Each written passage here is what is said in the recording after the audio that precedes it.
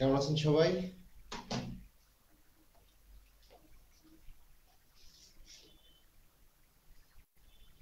আলহামদুলিল্লাহ ভাই, ভালো আছি। ভালো আছেন? জি, ভালো আছি।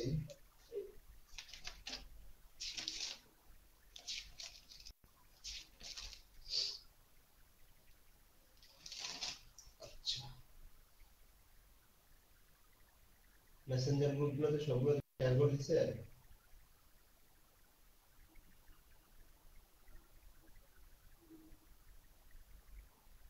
জি ভাইয়া, দেওয়া হয়ে গেছে।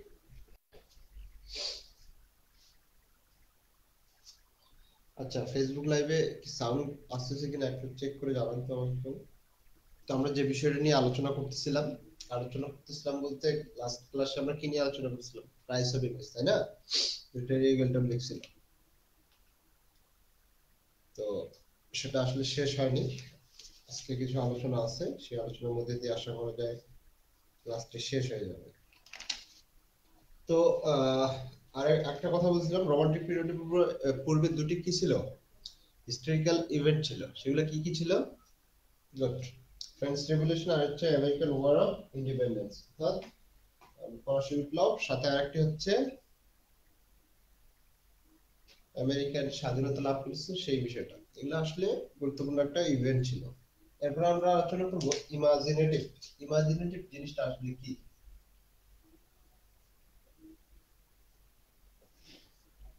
ইমাজিনেটিভ নরমালি আমরা জানি যে ইমাজিনেটিভ হচ্ছে কি, কল্পনা প্রবণ, কাল্পনিক কোনো কিছু, বা ইমাজারি, কল্পনার কোনো কিছু। যেখানে রোমান্টিক রাইটার যারা রয়েছে তারা মূলত এই কল্পনাকে ব্যবহার করে কি লিখছেন, তাদের সাহিত্যগুলোকে লিখেছেন। আচ্ছা, এখানে আমাদের টেরি ইগলটনের মতে কি, যে ইমাজিনেটিভ জিনিসটা হচ্ছে এরকম, according to Eagleton, the word imaginative is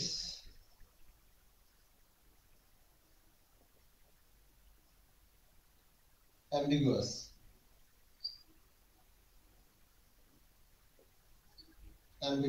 Ambiguous মানে হচ্ছে অস্পষ্ট, because it may suggest either imaginary meaning, literally untrue,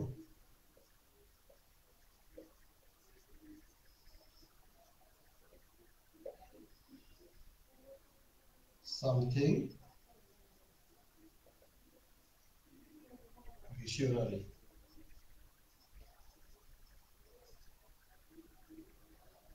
অথবা ইনভেন্টিভ। আপনার লাইভে সাউন্ড নাই। লাইভে সাউন্ড আছে, আস্তে শোনা যাচ্ছে। খুবই আস্তে শোনা যাচ্ছে, এটা হচ্ছে সমস্যা।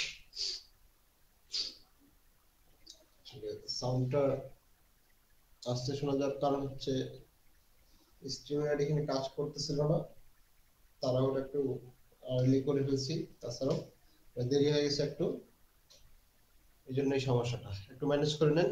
Use that phone. Okay, fine. তো যে আলোচনাগুলো করতেছিলাম আমি একটু জোরে বলার চেষ্টা করব যাতে করে আপনাদের প্রবলেমটা না হয়। ইমাজিনেটিভ জিনিসটা আসলে কি? টেরি এগলটনের মতে তিনি বলছেন যে according to Eagleton the word imaginative is ambiguous. Ambiguous মানে হচ্ছে কি, অস্পষ্ট। অর্থাৎ ইমাজিনেটিভ যে শব্দটি রয়েছে এই শব্দটি হচ্ছে কি, অস্পষ্ট। কেন অস্পষ্ট? But it May suggest either imaginary meaning, literary untrue, untrue, untrue. অর্থাৎ বিষয়টা এরকম যে তিনি বলছেন এটা হচ্ছে অস্পষ্ট। অস্পষ্ট বলার কারণ হচ্ছে কি, যে এখানে তিনি কল্পনা ব্যবহার করতেছেন, কবি সাহিত্যিক যারা রয়েছে তারা কল্পনা ব্যবহার করতেছেন। এখন কল্পনা আসলে কিন্তু সত্যিকার অর্থ হতে পারে না, যে এটাই হবে বা এটা কিন্তু কখনো বলতে পারে না। এটা কি সাহিত্যের একটা আনট্রু, অসত্য। অর্থাৎ তারা এখানে জাস্ট তাদের কল্পনা ব্যবহার করে বলে, এই জন্যই বলা হচ্ছে যে এটা হচ্ছে লিটারি আনট্রু। ইমাজিনারি যে বিষয়টা রয়েছে সেটার মিনিংটা দাঁড়ায় লিটারি আনট্রু, এটা সাহিত্যিক একটা অসত্য। সামথিং ভিশনারি, যেটা কাল্পনিক হতে পারে, যেটা ইনভেন্টিভ, আবিষ্কার কোনো কিছু, এরকম সামথিং লাইক দ্যাট, এরকম হতে পারে। তো বিষয়টা এরকম যে ইমাজিনেটিভ যে ওয়ার্ডটি রয়েছে এটাকে আমরা সুস্পষ্ট বলতে পারবো না, এটা হচ্ছে অস্পষ্ট। এখানে কবি সাহিত্যিক যারা রয়েছে তারা কি করতেছেন, ইমাজিনেশন ব্যবহার করতেছেন, কল্পনা ব্যবহার করতেছেন, এবং কল্পনা ব্যবহার করার ফলে যে বিষয়টি ঘটতেছে যে কবি সাহিত্যিকরা তাদের চিন্তা ভাবনাটা অধিক কল্পনা, হাই ইমাজিনেশন, অর্থাৎ উচ্চতর কল্পনা প্রবণ হয়ে যেসব তথ্যগুলা দিচ্ছে, কিন্তু যেটি আনট্রু, আমরা সত্য বলতে পারি না, কিন্তু তারা কল্পনা ব্যবহার করে ব্যবহার করছে, এই জন্য এইভাবে তিনি এটাকে সংজ্ঞায়িত করছেন। বোঝা গেছে ব্যাপারটা?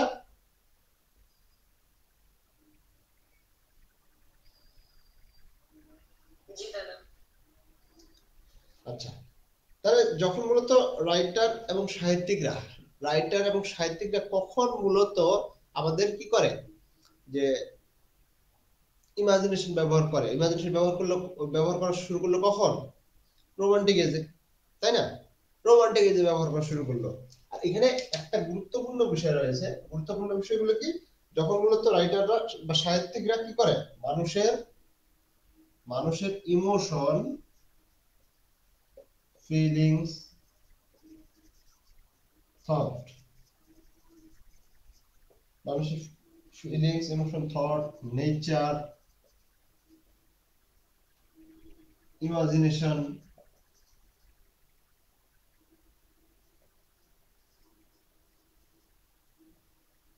এই জিনিসগুলো ব্যবহার করা শুরু করে। কখন এটা মূলত আমরা কখন দেখি? রোমান্টিক এজে, তাই না? যে রোমান্টিক এজে মূলত আমরা এই বিষয়গুলো লক্ষ্য করি, যেখানে মূলত William Wordsworth, S T. Coleridge, Percy BG Shelley, John Keats, এই যে বিখ্যাত বিখ্যাত রোমান্টিক রাইটাররা, তারা কি করলো, মানুষের ইমোশন, ফিলিংস এগুলোকে নিয়ে লেখা শুরু করলো। যেমন তার আগেই, এবং আরেকটা গুরুত্বপূর্ণ বিষয় হচ্ছে ল্যাঙ্গুয়েজ এর উপরে তারা বেশি খেয়াল রেখেছিল বা নজর দিয়েছিল, যে ভাষাটাকে আসলে সবার মধ্যে, যে আমরা যে ভাষায় লিখতেছি আমাদের সাহিত্যটি, অর্থাৎ কবিতা কোনো লিখতেছি, সেক্ষেত্রে ভাষাটার দিকে তারা জোর দিয়েছিল। এই কারণে জোর দিয়েছিল যাতে করে সব ধরনের মানুষ তারা কি করতে পারে, এই ভাষাটাকে গ্রহণ করতে পারে। এই জন্য তারা শুরু করলো তখন মানুষের emotion, feelings, thought, nature, imagination, এই বিষয়গুলোকে লেখালেখি করা। আর যখনই মূলত এই ইংলিশে এসব লেখালেখি বা এভাবে লেখালেখি শুরু করলো, তখনই এই জিনিসটা, ইংরেজিটা, অর্থাৎ ইংলিশ ল্যাঙ্গুয়েজ যে রয়েছে, এই ল্যাঙ্গুয়েজটা মানুষজন খুব ভালোভাবে গ্রহণ করা শুরু করলো। আমাদের টাইটেল হচ্ছে দ্য রাইস অফ ইংলিশ, অর্থাৎ ইংলিশের যে উত্থানটা, এটা আসলে কিভাবে হয়, ইংলিশটা মানুষের সবার কাছে কিভাবে গ্রহণযোগ্য বোধ হয়, সবাই গ্রহণ করে কিভাবে, ইংরেজি ভাষা এবং সাহিত্যটার কিভাবে সমৃদ্ধি ঘটে, সেটাই মূলত টেরি ইগলটন এখানে বোঝাতে চেয়েছে। তো এই যে সুন্দর একটা কথা, যে মানুষের যখন রাইটাররা বা সাহিত্যিকরা হিউম্যান বিইং এর যে emotion, feelings, thought, nature, imagination, এই বিষয়গুলো নিয়ে লেখালেখি শুরু করলো, তখনই যে ইংলিশ ল্যাঙ্গুয়েজ রয়েছে এটা মানুষজন বিশেষভাবে গ্রহণ করা শুরু করে এবং খুব ভালোভাবে এটাকে নেয়। ক্লিয়ার বিষয়টা?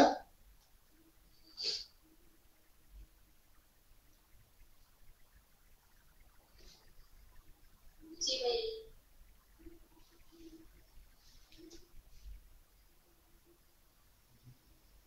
আচ্ছা, এই সবাই কি বুঝতে পারছেন নাকি বোঝেন নাই? জি ভাই, বুঝছি ভাই।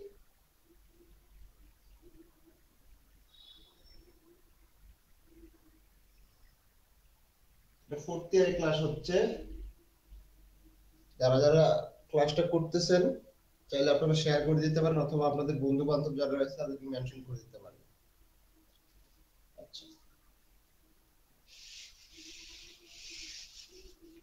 দ্য রাইজ অফ ইংলিশ একদম ফার্স্ট থেকে আলোচনা করছে। না এটা ফার্স্ট ডিসকাশন না, এটা হচ্ছে সেকেন্ড ডিসকাশন। আমরা লাস্ট একটা ক্লাস করেছিলাম।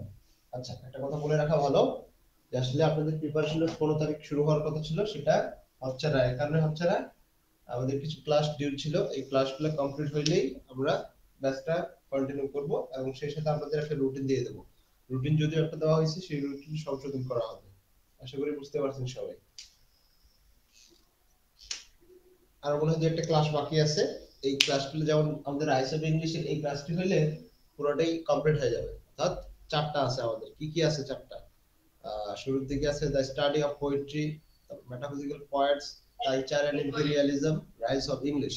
এই চারটা যে টেক্সট আছে, এই চারটা টেক্সটে আলোচনা আজকের মধ্যে দিয়ে শেষ হয়ে যাওয়ার কথা। চেষ্টা করবো শেষ করার। শেষ হইলেই আর এর প্রশ্ন যেগুলো আছে, এই প্রশ্নগুলা আমরা কি করে থাকি মূলত প্রিপারেশন বেস যে আমাদের থাকে, প্রিপারেশন বেসের মধ্যে আমরা অবশ্যই প্রশ্নগুলো পড়াই, প্রশ্নগুলো পড়াই। সেক্ষেত্রে আমি চাইবো আপনারা যারা আমাদের এই যে কোর্সটিতে আছেন, এই কোর্সটিতে বলতে এখানে তিনটা সাবজেক্টের কোর্স শুরু করেছিলাম আমরা প্রথম দিকে। তিনটা সাবজেক্টের কোর্সে যতগুলো স্টুডেন্ট আছেন, যতজন স্টুডেন্ট আছেন, আশা করব সবাই ভর্তি হবেন। ভর্তি হইলে দেখা যাবে যে আপনার সাথে সাথে এই তিনটা কোর্সের ক্লাসগুলো আপনারা রিভাইজড হয়ে যাবে, সাথে আপনারা যখন প্রশ্নগুলো আলোচনা করব তখন আবার ক্লিয়ার হয়ে যাবে। তো আমি চাইবো অবশ্যই যে আপনারা যতজন আছেন সবাই ভর্তি হবেন এখানে। Okay fine, next. এরপর কি বললাম? ক্রিয়েটিভ ইমাজিনেশনটা জিনিসটা কি? ক্রিয়েটিভ ইমাজিনেশন, ক্রিয়েটিভ ইমাজিনেশন, এই ক্রিয়েটিভ ইমাজিনেশনটা আসলে কি? টেরিগলটন এভাবে বলছেন যে এটা হচ্ছে একটা সৃজনশীল কল্পনা। ক্রিয়েটিভ ইমাজিনেশনটা কি? একটা সৃজনশীল কল্পনা।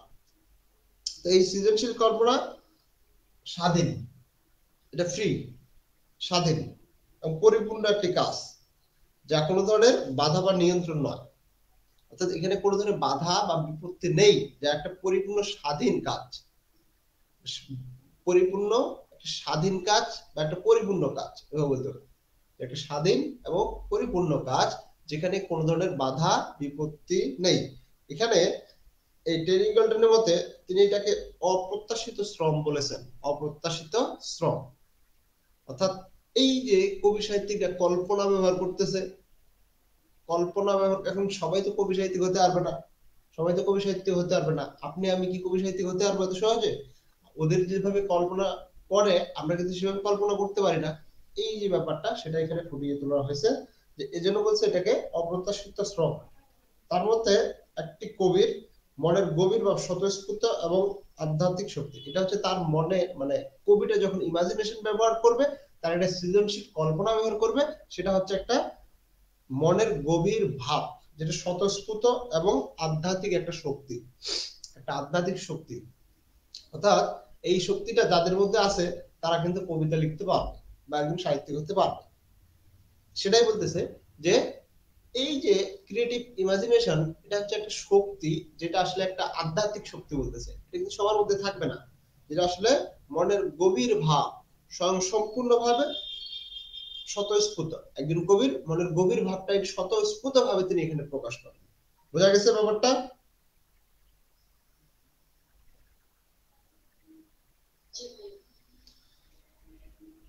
এই কল্পনাটা, এই ইমাজিনেশনটা কঠোর তথ্যভিত্তিক চিন্তা ও যুক্তিবাদী ধারণাগুলোর চ্যালেঞ্জ করতে পারে এবং এমন চিন্তাধারার জন্য একটা সতেজ ও জীবন্ত সমালোচনা প্রদান করতে পারে, যা অতিরিক্ত যুক্তিসম্মত মনে হয়।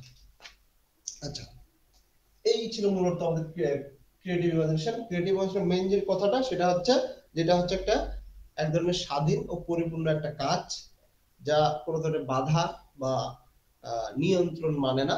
অর্থাৎ এখানে কোনো ধরনের বাধা বিপত্তি কাজ করবে না। এখানে কবি সাহিত্যিকরা তারা স্বাধীনভাবে মুক্তভাবে কাজ করতে পারবে এবং তাদের যে মনোভাবটা রয়েছে, অর্থাৎ তাদের মনের গভীর যে ভাবটা রয়েছে, যে স্বতঃস্ফূর্ত ভাবে প্রকাশ করতে পারবে। আর এটাই হচ্ছে তাদের একটা আধ্যাত্মিক শক্তি। অর্থাৎ একজন কবি যদি আপনি হতে চান, তো কবি হতে গেলে শুধু হতে চাইলে হবে না, সেখানে আপনার কি লাগবে? এই যে পাওয়ারটা রয়েছে, ইমাজিনেটিভ ক্রিয়েশন বা ক্রিয়েটিভ ইমাজিনেশন যে বিষয়টা রয়েছে, এটা আপনাকে অবশ্যই ধারণ করতে হবে। তাছাড়া আপনি কিন্তু একজন সাহিত্যিক বা কবি হতে পারবেন না। আচ্ছা,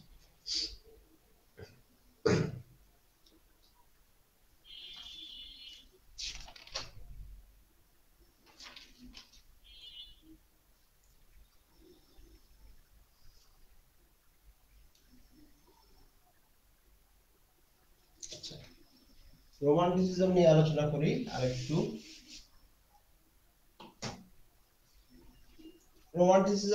রোমান্টিসিজম নিয়ে এগালটনের যে ভিউজ গুলো ছিল সেই ভিউজ গুলো নিয়ে একটা আলোচনা করি।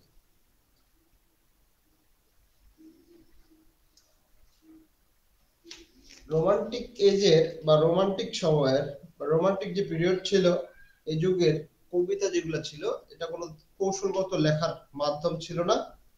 তাহলে কেমন ছিল? এটা মূলত সোশ্যাল, পলিটিক্যাল, ফিলোসফিক্যাল,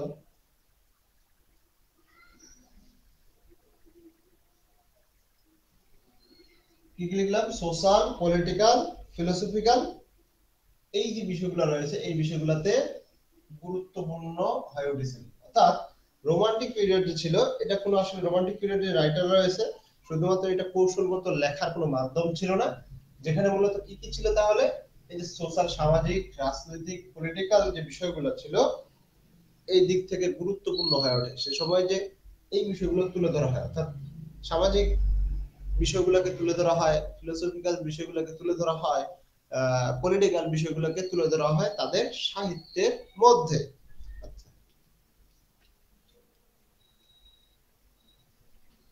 যেমন আমরা যদি লক্ষ্য করি যে সে সময়কার যে রাইটাররা ছিল তারাও কিন্তু পলিটিক্যালি কি ছিল? কানেক্টেড ছিল, তাদের পলিটিক্যাল অ্যাক্টিভিটি ছিল। ছিল কি না? রোমান্টিক এজে উইলিয়াম ওয়ার্ডসওয়ার্থ ছিল, পলিটিক্যাল অ্যাক্টিভিস্ট ছিল, তাহলে তারাও কিন্তু পলিটিক্যালি কানেক্টেড ছিল।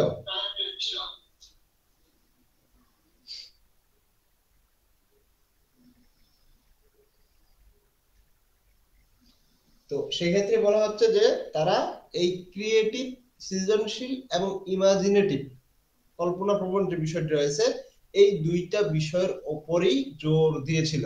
অর্থাৎ সোশ্যাল, পলিটিক্যাল, ফিলোসফিক্যাল বিষয়গুলোতে বেশি জোর দিয়েছিল। তার মধ্যে থেকে ক্রিয়েটিভ এবং ইমাজিনেটিভ যে বিষয়গুলো রয়েছে রোমান্টিক পিরিয়ডের যে কবি সাহিত্যিকরা এই বিষয়টাতে তারা খুব বেশি পরিমাণে জোর দিয়েছিল বা গুরুত্ব দিয়েছিল। বোঝা গেছে? আমরা যদি দেখি অ্যান অ্যাপোলজি ফর পোয়েট্রি, সেখানে কি Sir Philip Sidney, defence of poetry Shelley, এখানে এই যে ডিফেন্স অফ পোয়েট্রি যে ছিল, ডিফেন্স অফ পোয়েট্রি মূলত লিখেছে শেলি, পার্সি বিসি শেলি। মানব সৃজনশীলতার ধারণা ব্যাখ্যা করেন তিনি এখানে। এই ডিফেন্স অফ পোয়েট্রি যে রয়েছে, defence of poetry, defence of poetry এটা লিখেছেন শেলি। এই শেলি এখানে তিনি মানব সৃজনশীলতার ধারণা ব্যাখ্যা করেন এই ডিফেন্স অফ পোয়েট্রিতে।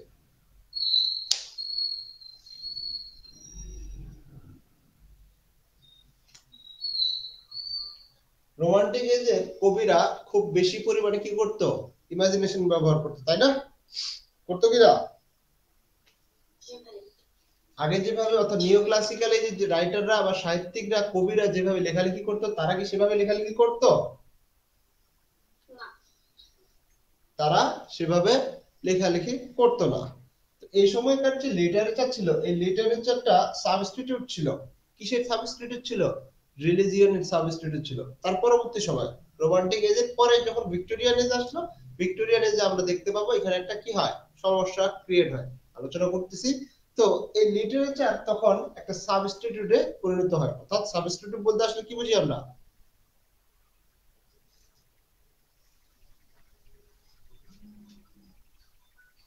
কথা বলেন, সাবস্টিটিউট বলতে আসলে কি বুঝি আমরা? আচ্ছা, সাহিত্যটা আসলে সাবস্টিটিউটে পরিণত হয়। কার সাবস্টিটিউট? ফর রিলিজিয়ন, অর্থাৎ ধর্মের একটা সাবস্টিটিউট, অর্থাৎ তার বিকল্প হিসেবে এই লিটারেচার সাহিত্য ব্যবহৃত হয় বা একটা জায়গা ধারণ করে নেয়। তো ভিক্টোরিয়ান এজে বা 19 শতকের শেষের দিকে ইংরেজি সাহিত্য জনপ্রিয় হয়ে ওঠে।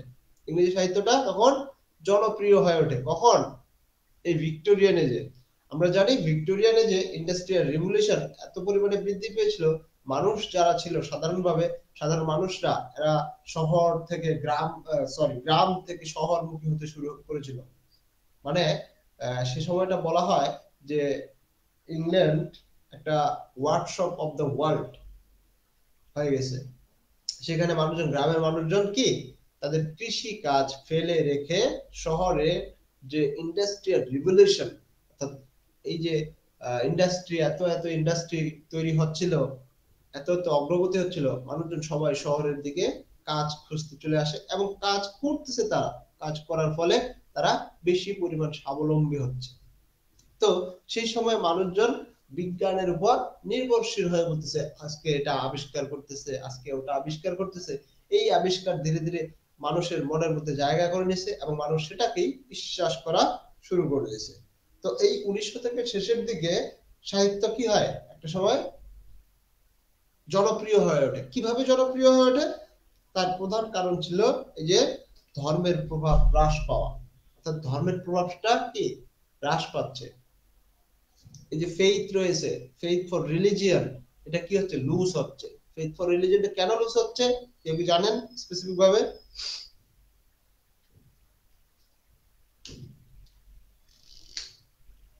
তারা হচ্ছে ভাইয়া মানে শিল্পকলার প্রতি বেশ বিশ্বস্ত হয়ে উঠেছিল, আর হচ্ছে বিজ্ঞানের চিন্তা ভাবনা মননশীলতার দিক থেকে ধার্মিকতা ছিল পিছিয়ে, এজন্য তারা রিলিজিয়ন থেকে পিছিয়ে ছিল।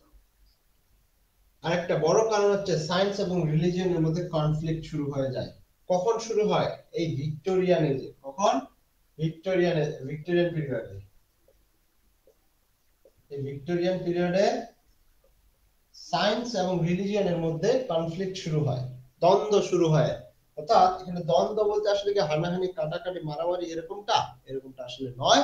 এখানে বিষয়টা এরকম, এই সায়েন্স এবং রিলিজিয়ন অর্থাৎ বিজ্ঞানের অগ্রগতি, অগ্রযাত্রা, ডেভেলপমেন্ট, বিকাশ আমরা দেখতে পাইলাম হচ্ছে ভিক্টোরিয়ান এজে। এত এত পরিমাণ আবিষ্কার হয়েছে, এত এত নতুন কিছু আবিষ্কার হয়েছে, এত এত ইন্ডাস্ট্রি আবিষ্কার হয়েছে, এত এত তত্ত্ব আবিষ্কার করতেছে। তো এই যে বিষয়গুলো রয়েছে, এতে করে মানুষজন, সাধারণ যে মানুষজন ছিল, তারা বিজ্ঞানের দিকে ঝুঁকে পড়েছিল।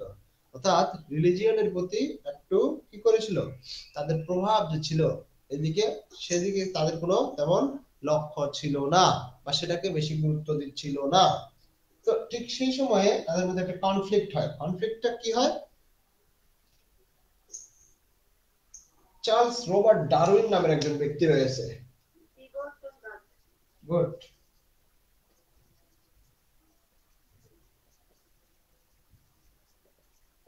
এই যে চার্লস রবার্ট ডারউইন, অর্থাৎ ডারউইনের যে মতবাদ ছিল বিবর্তনবাদ, ইভলিউশন যে ছিল বিবর্তনবাদ, এটা আমরা সবাই ছোটবেলা থেকেই শুনে আসতেছি। কি শুনে আসতেছি? যে মানুষ আসলে বিবর্তনবাদের ফলেই সৃষ্টি হয়েছে। যদিও ধর্মগ্রন্থ আলাদা কথা বলে, কিন্তু এই ব্যক্তি, এই মহাশয়, তিনি কি করেছেন, ডারউইন, তিনি বলছেন মানুষজন আসলে বিবর্তনবাদের ফলে এসেছে। তার মানে কি বিষয়টা, যে মানুষ আগে বানর ছিল, বানর থেকে বিবর্তন হতে হতে হতে হতে ক্রমান্বয়ে আমরা মানুষে পরিণত হয়েছি। এটা প্রমাণ করেছেন কে? চার্লস রবার্ট ডারউইন, তাই তো? অর্থাৎ তিনি মানুষের যে ক্রমবর্ধমান সম্পর্কে তার মতবাদটা প্রকাশ করেন। কোথায় এটা? The origin of species. কোথায়? দ্য অরিজিন অফ স্পিসিস, এই গ্রন্থে। কত সালে? 1859 সালে। আরেকটা বই রয়েছে তার, দ্য ডিসেন্ট অফ ম্যান, এটাও 1859 সালে। তো দ্য অরিজিন অফ স্পিসিস এবং দ্য ডিসেন্ট অফ ম্যান, এই যে দুইটা বই রয়েছে, এই দুইটা বইয়ে রচনা করে তিনি সবাইকে তাক লাগিয়ে দেন, অর্থাৎ গোটা বিশ্বকে তাক লাগিয়ে দেন। আমার কথা কি বোঝা যাচ্ছে?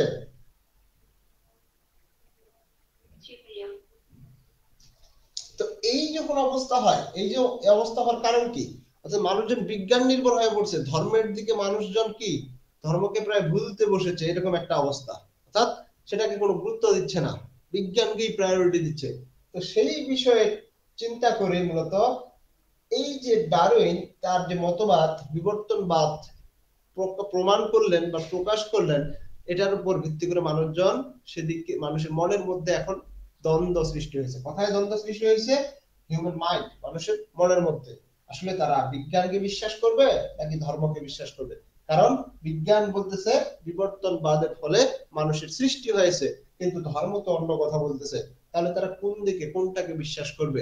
আর এতদিন ধরে যা অগ্রগতি হয়েছে ভিক্টোরিয়ান এজে বা তার আগের সময়ে, বিজ্ঞানের অগ্রগতি অনেক ছিল এবং মানুষজন সেটার দিকেই ঝুঁকে পড়েছিল। তো এই কারণে মূলত তাদের মধ্যে একটা কনফ্লিক্ট শুরু হয়ে যায়, দ্বন্দ্ব শুরু হয়, তাদের মনের মধ্যে দ্বন্দ্ব শুরু হয়ে যায়। তারা কোনটাকে বিশ্বাস করবে বা কোন দিকে যাবে, কোনটাকে গ্রহণ করবে। তো এই পর্যায়ে বা এই সময়ে মূলত তখন ফাইনালি মানুষ যারা রয়েছে, হিউম্যান বিইং, তারা লিটারেচারের দিকে আশ্রয় গ্রহণ করে, অর্থাৎ লিটারেচারের প্রতি এর কাছে আশ্রয় গ্রহণ করে, সাহিত্যের দিকে। না, আমাদের আর কোনোটাই ভালো লাগতেছে না, আমরা এখন সাহিত্যের দিকে যাব। আমাদের এখন কি মনের মধ্যে কি একটা অশান্তি বিরাজ করতেছে, আমরা আমি কি বিশ্বাস করব না করবো আমি বুঝতে পারতেছি না। তখন মানুষজন সাহিত্যের দিকে ঝুঁকে পড়ে। এই তখন থেকে মূলত ইংরেজি সাহিত্যের বিকাশ প্রচুর পরিমাণে ব্যাপকভাবে, ইংরেজি ভাষার বিকাশ ব্যাপকভাবে ঘটতে শুরু করে। বোঝা গেছে?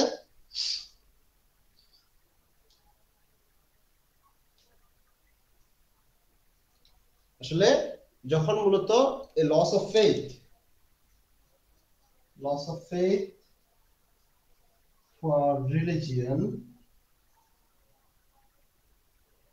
রিলিজিয়ন, এই যে ধর্মের যে প্রতি যে বিশ্বাস ছিল, এটা যখন তাদের হারায় যাচ্ছিল, তখন মূলত লিটারেচারের দিকে মানুষজন ঝুঁকে পড়ে। তখন ইংরেজি সাহিত্যের, ইংরেজি ভাষার ব্যাপক কি ঘটে? প্রসার ঘটে। বোঝা গেছে? বুঝতে পারছেন? জি ভাইয়া। আমরা কি উত্থানটা বুঝতে পারতেছি, দ্য রাইজ অফ ইংলিশের? জি ভাইয়া, পাচ্ছি। আচ্ছা,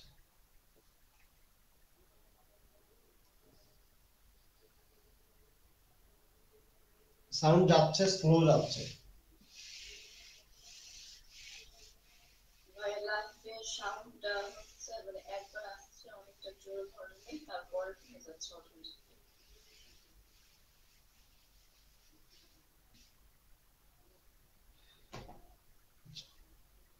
এখানে একজন প্রফেসর রয়েছে, তো একজন প্রফেসর রয়েছে যিনি অক্সফোর্ড ইউনিভার্সিটির একজন প্রফেসর। তিনি আসলে ইংলিশ লিটারেচারটা আসলে তিনটা ইম্পর্টেন্ট জিনিসকে নিয়ে, তিনটা ইম্পর্টেন্ট কার্যকরী বিষয়কে মানে নিয়ে কাজ করে। তিনি বলছেন, তিনি হচ্ছেন George Gordon.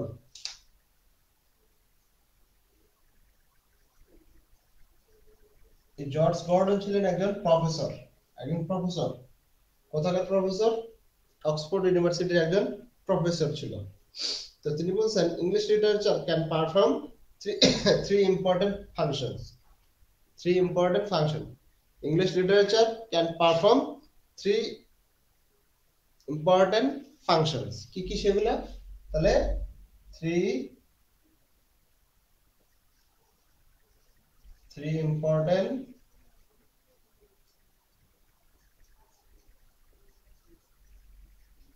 functions according to Professor George Gordon of Oxford University. English literature can perform three important functions. কি কি সেগুলা দেখি আমরা। তার মধ্যে to delight, delight, to instruct, delight, to instruct,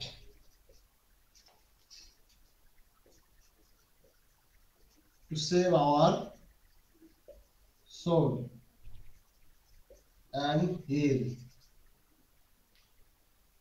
the state.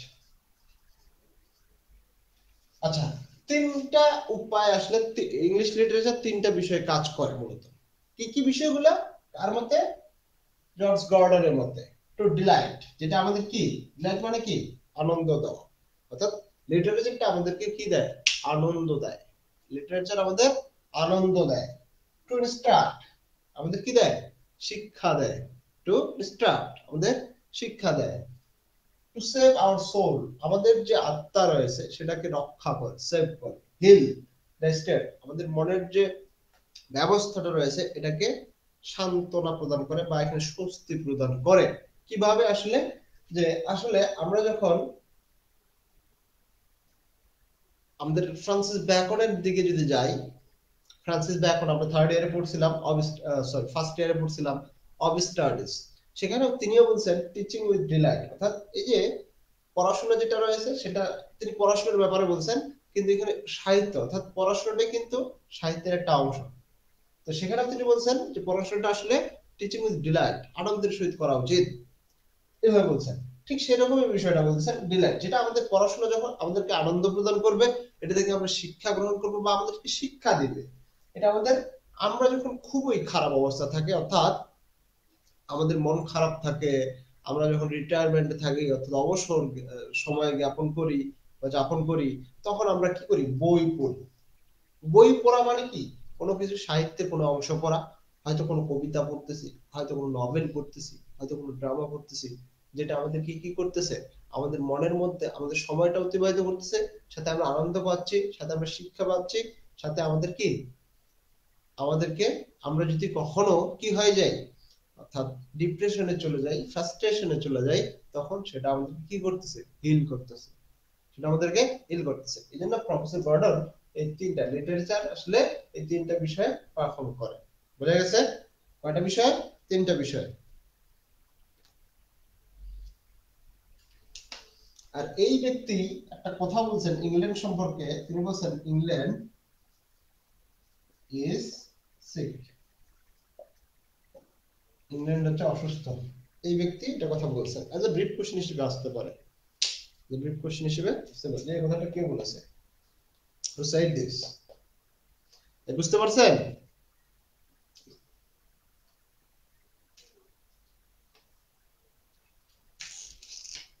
আরেকটা বিষয় হচ্ছে লিটারেচার কি বিষয় ডিল করে,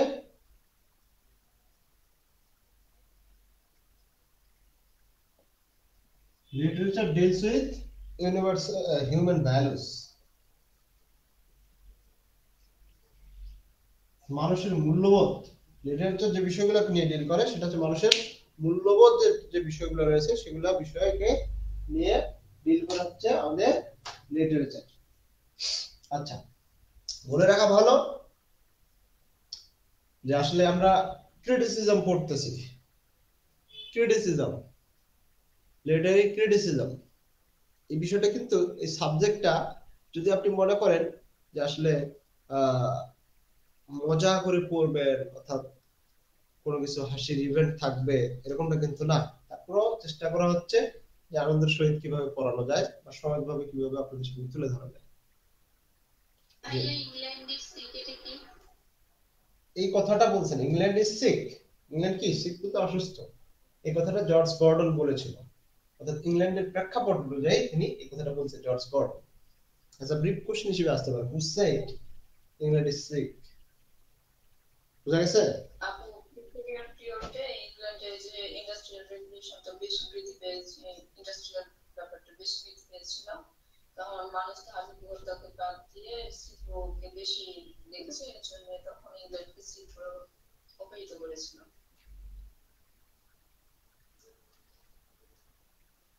ওকে,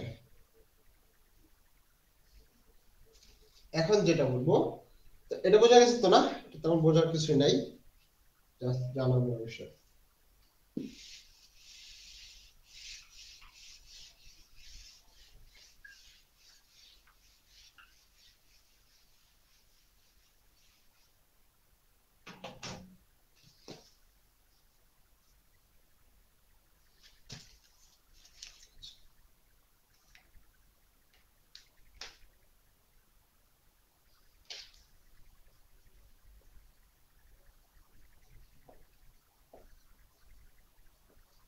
The connection between the rise of English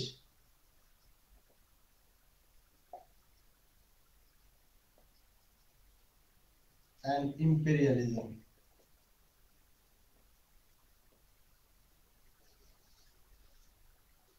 আমরা ইম্পেরিয়ালিজম জিনিসটা কি সবাই জানি, জানি কিনা?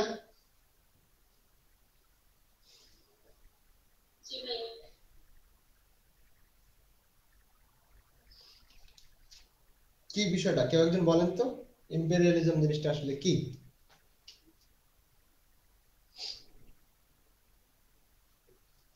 ইম্পেরিয়ালিজম বলতে তাতে উপনিবেশবাদকে বোঝায়। এখানে এমনটা বোঝায় যে একটা মানে দারিদ্র একটা সাম্রাজ্যকে একজন শক্তিশালী সাম্রাজ্য তার কর্তৃত্ব প্রমাণ করবে, সেটা ব্যবসায়িক খাতিরে হোক বা যুদ্ধে মানে শারীরিক শক্তি প্রয়োগ করে হোক। সাম্রাজ্যবাদ বা উপনিবেশবাদ সেটাকে বলা হচ্ছে ইম্পেরিয়ালিজম। তো একজন কথা বলছে, বাকিরা কথা বলতেছেন না কেন? যদি আপনারা মনোযোগ সহকারে শুনতেছেন। জি ভাইয়া শুনতেছি আমি। কোন মিনিট থেকে লিঙ্ক দিছি? 13 মিনিট আছে আর জাস্ট।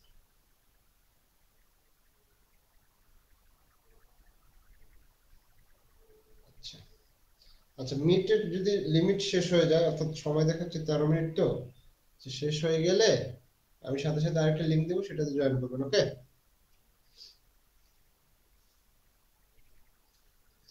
আচ্ছা, the connection between the rise of English and imperialism, অর্থাৎ এখানে রাইজ অফ ইংলিশের সাথে আমাদের ইম্পেরিয়ালিজম, অর্থাৎ ইংরেজি সাহিত্যের বা ইংরেজির উত্থানের সাথে আমাদের ইম্পেরিয়ালিজমের কি সম্পর্ক রয়েছে।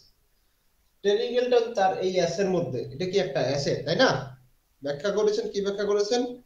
1800 অর্থাৎ 18 সেঞ্চুরি যে রয়েছে, 18 সেঞ্চুরির পর থেকে ইংল্যান্ডে ইংরেজি সাহিত্যে এবং ভাষার বিকাশ, ইংরেজি সাহিত্যে এবং ভাষার যে বিকাশ হয়েছে ইম্পেরিয়ালিজমের উত্থান এবং বিস্তারের সাথে যুক্ত ছিল। ইম্পেরিয়ালিজমের সাথে যুক্ত ছিল। তার মতে কি, অর্থাৎ অ্যাকর্ডিং টু টেরি ইগলটন, তার মতে ধর্মের অবক্ষয়ের কারণে, অর্থাৎ ধর্মের অবক্ষয়ের কারণে 19 শতকের শেষের দিকে, ধর্মের অবক্ষয়ের কারণে 19 শতকের শেষের দিকে ইংরেজি বেশি গুরুত্ব পায়। এটা কার মতে? অর্থাৎ ভিক্টোরিয়ান এজের যে বিষয়টি রয়েছে, অর্থাৎ ওই যে আমরা পড়লাম ইভলিউশন, বিবর্তন, Charles Darwin the origin of species এর প্রমাণ করেছেন যে মানুষ আসলে বিবর্তনবাদের পরে সৃষ্টি হয়েছে। তো ওই বিষয়টার উপর ভিত্তি করেই কি মূলত হয়, এই আমাদের ইংরেজি সাহিত্যের উত্থানটা বেশি পরিমাণে হয় বা প্রাধান্য পায়। ইংরেজি সাহিত্যে মানুষের নৈতিক মূল্যবোধকে উন্নত করার একটি হাতিয়ার হিসেবে ধর্মকে প্রতিস্থাপন করেছে। বিষয়টা এরকম যে English literature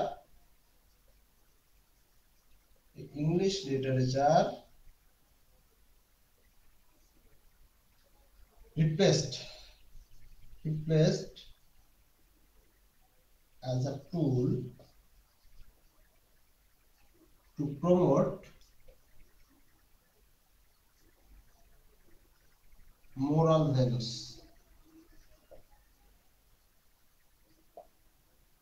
English literature replaced as a tool to promote moral values, অর্থাৎ ইংরেজি সাহিত্যের মানুষের নৈতিক মূল্যবোধকে উন্নত করার জন্য একটি হাতিয়ার হিসেবে ধর্মকে প্রতিস্থাপন করেছে। অর্থাৎ এই যে ইম্পেরিয়ালিজম রয়েছে, অর্থাৎ সাম্রাজ্যবাদটা কিভাবে আসলে প্রভাব পড়লো, যে আমরা সবাই জানি যে ইংল্যান্ড একমাত্র রাষ্ট্র যে পৃথিবীর সবথেকে বেশি রাষ্ট্রে কি রয়েছে, বেশি জায়গায় উপনিবেশ স্থাপন করেছে, এবং সবথেকে বেশি হচ্ছে ফ্রান্স, স্পেন, ইংল্যান্ড, এরা সবথেকে বেশি জায়গায় কি করেছে, তাদের আধিপত্য বিস্তার করছে বা আমাদের ইম্পেরিয়ালিজম সাম্রাজ্যবাদ প্রতিষ্ঠা করেছে। তো বিষয়টা এরকম যে যখন কোনো একটি দেশ তাদের কি করে, সাম্রাজ্য বিস্তার করে বা উপনিবেশ স্থাপন করে, সেক্ষেত্রে তারা কয়েকটি বিষয় লক্ষ্য রাখে, অর্থাৎ সেটাকে আবার কিভাবে সম্প্রসারিত করা যায়। তাদের চিন্তা ভাবনা এরকম যে তাদের যে টেরিটরি অঞ্চল রয়েছে এটাকে কিভাবে আসলে কি করা যায়, এক্সপান্ড করা যায়, বিস্তার ঘটানো যায়, এবং তারা তাদের ল্যাঙ্গুয়েজ বা তাদের কালচার যে রয়েছে সেটাকে কি করে, তাদের ল্যাঙ্গুয়েজ এবং কালচার এটাকে অর্থাৎ ব্রিটিশরা যদি আমাদের এখানে শাসন করে, তাদের যে কালচার রয়েছে, তাদের যে ভাষা রয়েছে, সেটার একটা কি আমাদের দেশের মধ্যে কি প্রভাব ফেলে যায়নি, বা তারা এটা এখানে প্রভাব বিস্তার করতে চেয়েছে। তারা ইংরেজিতে কথা বলতেছে, বাহ ইংরেজিতে কথা বলতেছে, আমরা শুনে অবাক হয়ে যাচ্ছি, কি সুন্দর ইংরেজিতে কথা বলতেছে, এরকম কথা যদি আমি বলতে পারতাম, বাহ সে কি সুন্দর স্যুট টাই কোট পরে ঘুরতেছে, আমি যদি এভাবে ঘুরতে পারতাম। এই যে একটা চাকচমকপূর্ণ বিষয় রয়েছে, অর্থাৎ এমন ভাবে তারা উপনিবেশ স্থাপন করে যাতে করে তাদের দেখে অর্থাৎ নিজেদেরকে আমাদের নিজেদেরকে দেখে ওদেরকে যে দেখবো আমরা ওদের নিজেদের দিকে তাকালে মনে হবে যে তাদের থেকে আমরা অনেক তুচ্ছ, অর্থাৎ অসভ্য, আনসিভিলাইজড। এই কালচারাল ইম্পেরিয়ালিজমে এই কথাগুলো বলা হয়েছে অনেকবার। তারপর বলতেছি যে তাদেরকে দেখে মনে হবে আমরা হচ্ছে আনসিভিলাইজড, ওরা হচ্ছে সিভিলাইজড। তারা কত সভ্য, কত সুন্দর সুন্দর কথা বলে, কত সুন্দর সুন্দর ড্রেস পরে, এই মনের মধ্যে একটা উচ্চাকাঙ্ক্ষা আমাদের তৈরি হয়। তারপরে মূলত আমরা কিন্তু তাদেরকে প্রশ্রয় দিতে শুরু করি, বিষয়গুলো বাস্তবে এরকম। আপনি যখন নরমালি ধরেন বাইরে কোথাও পড়াশোনা করেন, পড়াশোনা করে যখন নিজের এলাকায় যাবেন, গ্রামে যাবেন, তখন দেখবেন আপনি যে স্টাইল ফলো করবেন, বা আপনি যেমন কাপড় চোপড় পরবেন, বা আপনার চুলের স্টাইল যেমন থাকবে, এই বিষয়গুলো চলাফেরা কিভাবে করতেছেন, গ্রামের যে মানুষজনরা রয়েছে, ছেলেপেলেগুলো রয়েছে, সেটা ফলো করার চেষ্টা করে বা ফলো করবে। এরকম ভাবে আমাকে চলাফেরা করতে হবে, এই স্টাইলটা আমাকে ফলো করতে হবে। আমি কি সঠিক বলছি নাকি ভুল বলছি?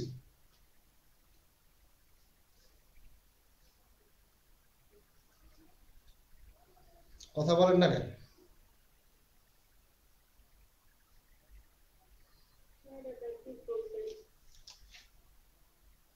এই বিষয়টা হচ্ছে এই ইম্পেরিয়ালিজম, তখন তারা তাদের সাথে কালচার এবং তাদের যে ল্যাঙ্গুয়েজটা রয়েছে এটারও প্রভাব বিস্তার করে।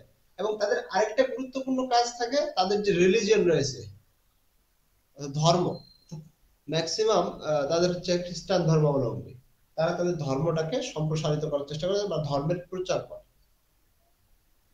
এটা হচ্ছে আমাদের ইম্পেরিয়ালিজমের শর্ত। এগুলা, এই কাজগুলা করে থাকে যারা সাম্রাজ্যবাদ বিস্তার করে বা সাম্রাজ্যবাদ প্রতিস্থাপন করে অন্য একটা জায়গায়। তো এভাবে মূলত এই ইংরেজি ভাষাটার, অর্থাৎ ইংরেজি ভাষা গুরুত্বপূর্ণ হয়ে ওঠে তাদের কাছে। অন্যান্য কান্ট্রিতে যে ইংরেজির প্রতি তাদের যে আগ্রহ, তাদের যে ইচ্ছা, এটা আসলে বেড়ে যায় যে আমিও ইংরেজি শিখবো, আমিও ইংরেজি শিখতে চাই। ইংরেজির প্রতি তাদের ধ্যান ধারণাটা বদলে যায়। এইভাবে মূলত তাদের সাম্রাজ্যবাদের ফলেও ইংরেজি কি উত্থানটা অনেক একটা বড় অবদান রাখে। ক্লিয়ার?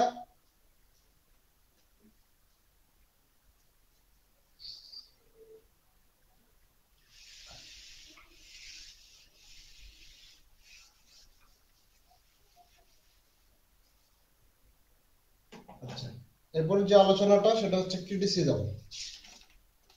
ক্রিটিসিজম ক্রিটিসিজম কি বলেন তো?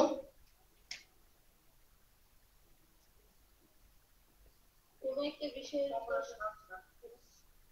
বলেন বলেন।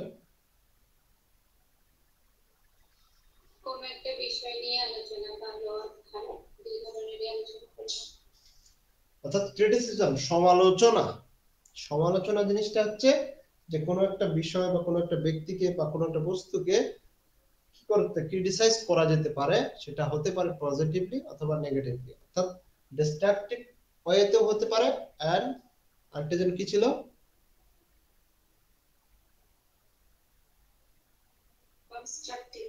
কনস্ট্রাকটিভ। গুড।